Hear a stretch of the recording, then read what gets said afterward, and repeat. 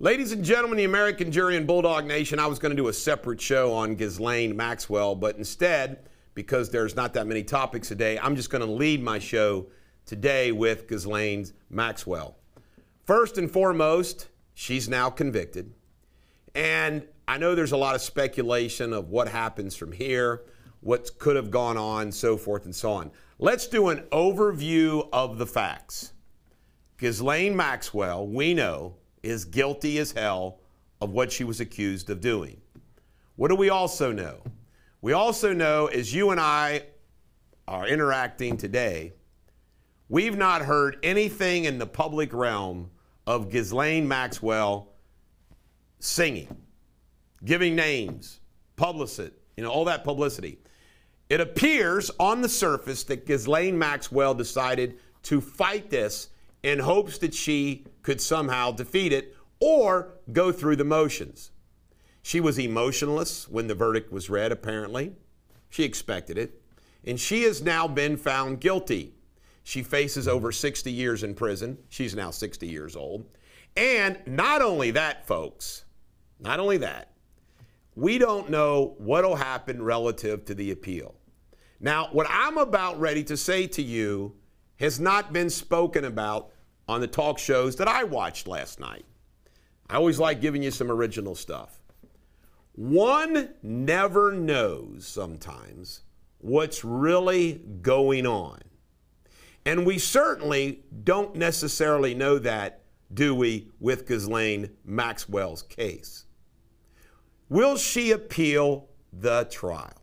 Probably, most certainly. There is an issue about statute of limitations, and you never know when you get lucky. When you're fighting for your life, you swing for the fence. Appeals are always rare to win, but at the same time, you always never know when you're the lucky one that gets the appeal, and you win. So who knows? She might be wanting to play that all the way out and appeal. Now, there's no question that she will be held pending that appeal. She's not going to get out pending the appeal. So the issue becomes, what's Ghislaine Maxwell's moves, if any, before sentencing? There's speculation, of course, that she held back everything that she knew and that maybe she will now give up information before sentencing to help her. It seems to me that she might be motivated to do that, whether the government accepts it or not. However, here is something that I would like for you to ponder that you may not have pondered.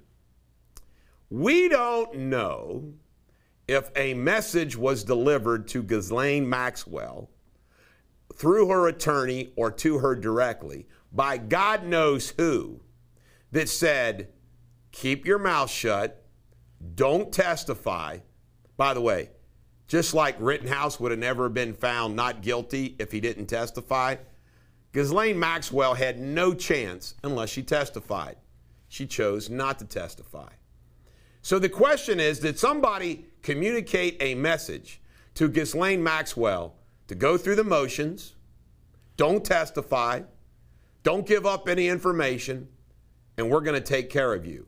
Now, the issue becomes, what would that mess take care of be? Is there some fix-in for a pardon? Is there some fix-in for some other relief? Appellate relief? Judicial relief? Who knows in the cards? Folks, there is backdoor talking all the time in these cases. Somebody knows somebody that talks to somebody. Goes on all the time. Or was she told all of those things so she would keep her mouth shut and she's about to get whacked? We don't know, do we? Regardless of that, this is something that troubles the hell out of me. We know they've got all the goods on Epstein and Ghislaine Maxwell. We know that they have seized all of this information from Epstein's New York penthouse, etc., etc. We know Bill Clinton went to the island for 27 times. Folks, why in the hell is there not one American citizen, one person connected to law enforcement, one person somewhere that has told us what the hell exists there. We know Prince Andrew's guilty as hell, but where's the information? I am an ally of Rudy Giuliani's. I will never understand why I had to hear Rudy say over and over again that he's seen and he's got the drive of the laptop of Hunter Biden. Where's all that information on Hunter Biden? We've heard it leak out little by little. Some of these people, this is on here, this is on here, this is on here. But the deep, dark forces in this country that protect the billionaire class and the sexual deviants is incredible. And you wonder why there is a group out there, groups out there, that believe all the deep, dark, sick stuff that goes on with these folks. I'm inclined to believe it too. I'm inclined to believe it too. Think about it. Think about the rich and powerful people. And we also know, I've said this, nobody else in the national news media says this. What do I say, and I've said it for years now, why nobody ever goes down? Nobody. It's a mutual blackmail society. Washington, D.C. and the billionaire class, the American Communist 10, is a mutual blackmail society. They all know everything about everybody. James Comey, you think the director of the FBI doesn't know plenty? Really? You don't think the director of the FBI doesn't know plenty? They're not going to prosecute Comey. Comey's going to say, you really? Clapper lies under oath to Congress. Does he get prosecuted? Nope. Nope. The head of the CIA, what does he know?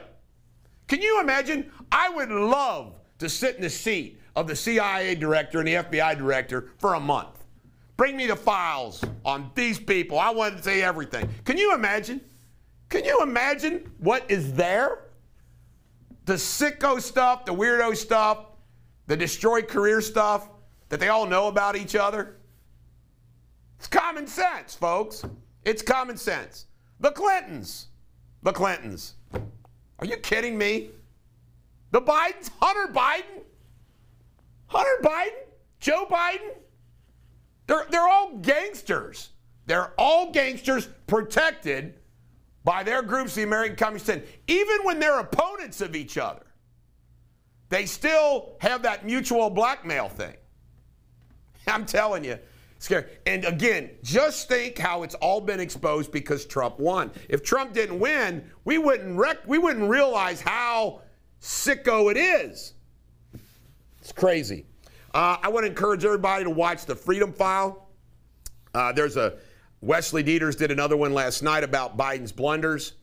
I also want everybody to know that Bulldog TV is going to have the capability to go live in 2022. We can now. And we're going to start a 4 p.m. news broadcast coming soon in 2022. Also, Joe Biden says his economic track record's the best first year ever. What? What? They just say what they want. American Communist 10, they think will protect them. Today, Biden and Putin's going to talk. That's going to be a joke. Keith Olberman said, now, I'm no friend of Mitt Romney's. You know that. Mitt and his son named Tech. I supported him when he ran for president, but he's a big wimp. And I'll never forgive what he's done to Trump. But Keith Olberman said that Mitt Romney's family needs a bunch of vasectomies. So there's no more descendants. What's Keith Olberman? Then we have another CNN director busted for some perv stuff. What is he? Think about these people. These people in these industries, the American Communist 10. Sick stuff. Red Cross is saying that the blood levels that they need is way down.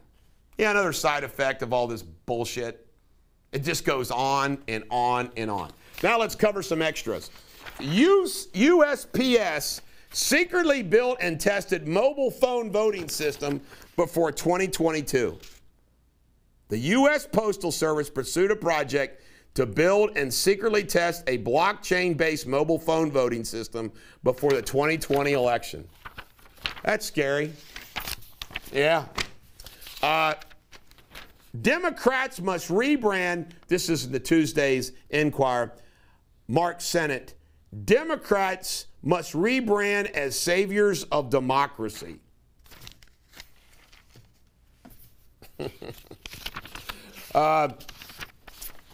This comes from the We the People Kentucky and Kentucky Liberty Are We No Longer Friends video I did yesterday. Maddox is a McConnell-supported Republican. By the way, if you look at her campaign contributions, that's most certainly true.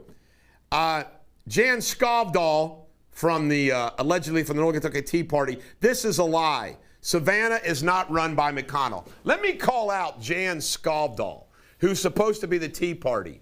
She asked me for information about Freedom Fest when I was putting together Freedom Fest. The Northern Kentucky, I hosted a Freedom Fest with Kimberly Guilfoyle, Timothy Lahren, and the Northern Kentucky Tea Party did not help or join in that or anything at all. Why?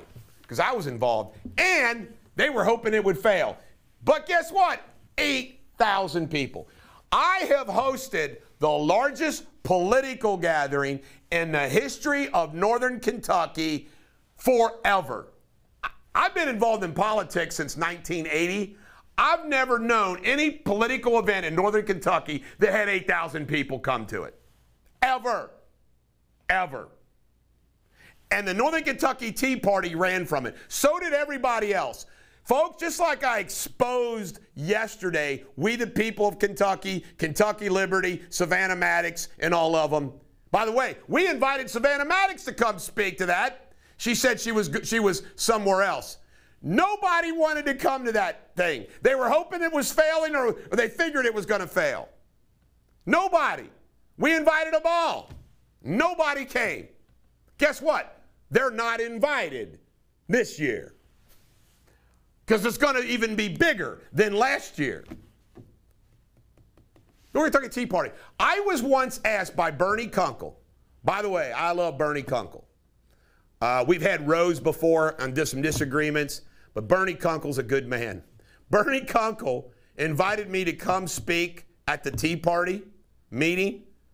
Somebody at the Tea Party at the time, the president of the Tea Party, blocked me coming to speak at the Tea Party. I supported the Tea Party on 700 WLW radio. That's when they came out, the National Tea Party, relentlessly.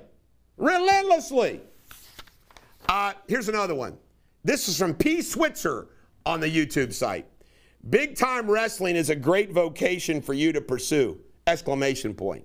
You are great at talking smack and doing nothing. Really, doing nothing. From August 8th through now, we have fought like hell on the vax mandate, lawsuits, advice, 10 banker boxes of emails, responding to emails every single day without charging a dime, Mr. Switzer or Mrs. Switzer. Representative Maddox has taken multiple courageous stands for the people of Kentucky. Her record speaks the truth, and so does yours. Really?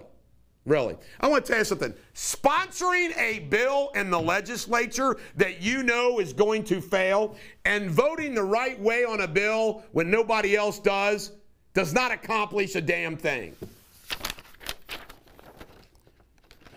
Yes, it's your hopes of winning a political race among those you condemn. Smiley or laugh emoji. Yes, I want to win a political race as governor of Kentucky in the same way Trump wanted to win the presidency and go into the lion's den and change things and fight them into the jaws of death, so to speak. Because that's what I'm doing. It's what Trump did. Your campaign rhetoric is already, all capitalized, demonstrating that you intend to go as low as you can go. Really? I did a nice lighthearted assessment of that yesterday with good sense of humor. Where did I go low? Where did I go low? I guess the only thing could be misinterpreted is when I said I thought it was weird that Savannah Maddox and Thomas Massey were together all the time. And it is weird. Just ask the medical staff and nurses of St. Elizabeth if you have won any court judgment in their favor. No, we filed one lawsuit in federal court and we didn't win. It wasn't because we didn't freaking try.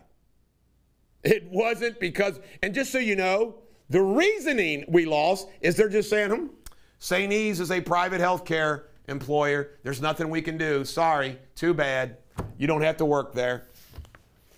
But your bluster earned a few headlines. Ladies and gentlemen, the American jury and Bulldog Nation, you know how I roll. Anybody slanders me, attacks me, I'm going to respond. And I'm going to have fun doing it, responding. That's the way I do it. Just like Donald Trump. They throw rocks, I shoot guns, metaphorically.